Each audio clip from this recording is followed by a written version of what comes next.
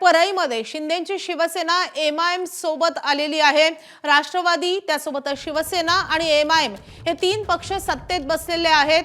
परळीत 35 पैकी 16 नगरसेवक राष्ट्रवादीचे आहेत, शिवसेनेचे 2 नगरसेवक आहेत आणि एमआयएमचा 1 नगरसेवक आहेत।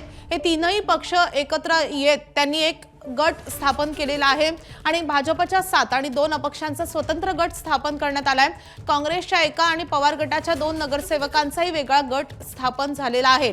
त्यामुळे परळीमध्ये आपल्याला हे वेगळं चित्र पाहायला मिळतंय। अंबरनाथ आणि त्यासोबतच अकोटमध्ये ज्या युत्या आघाड्या झाल्या होत्या त्यावरून मोठा गोंधळ निर्माण झालेला होता। अकोटमध्ये तर भाजप एमआयएम सोबत गेलेली होती आणि त्यानंतर देवेंद्र फडणवीस यांनी हे मान्य नाही असं सांगत ही युती तोडायला लावलेली होती।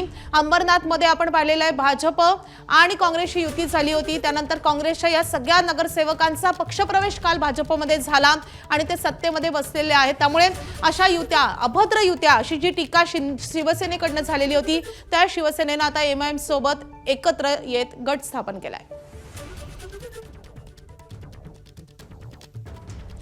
तर परळीमध्ये हे तीन गट नेमके कसे झालेले आहेत आपण ग्राफिक्सच्या माध्यमातून एक नजर टाकूयात।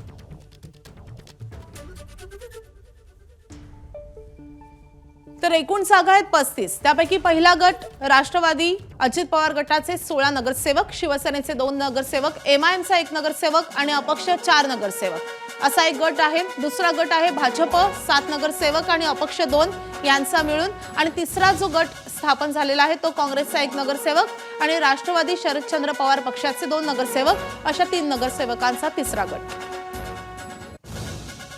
या संदर्भात अधिकचे अपडेट जाणून घेण्यासाठी आपले प्रतिनिधी स्वानंद पाटील आपल्या सोबत आहेत। स्वानंद, नेमका काय घडलेलं आहे, कशा रीतीने हा गट स्थापन झाला आणि कशा रीतीने शिंदेची शिवसेना सत्तेमध्ये सामील झाली आहे? नक्कीच आपण बघायला गेलं तर परळीच्या नगर परिषद निवडणुकीनंतर जी गटनेते निवडीची प्रक्रिया असते या प्रक्रियामध्ये शिवसेना शिंदे गट आणि राष्ट्रवादी काँग्रेस पक्षांनी एमआयएमच्या एका नगरसेवकाला सोबत घेतलंय आणि यामुळे ही चर्चा सुरू झालेली आहे।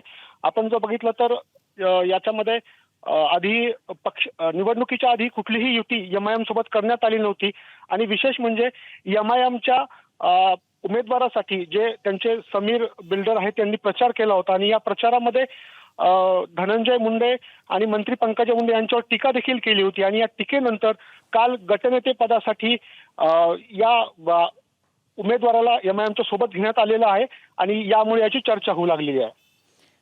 नक्कीच, आणि त्यामुळे आता शिवसेनेच्या विचारांचं काय होणार? कायम भाजपवर या संदर्भात टीका करणारी शिवसेना किंवा ठाकरेंवर टीका करणारी शिवसेना या संदर्भात आता काय उत्तर देते हे पाहणं महत्त्वाचं असणार आहे। धन्यवाद स्वानंद या सगळ्या सविस्तर माहितीसाठी।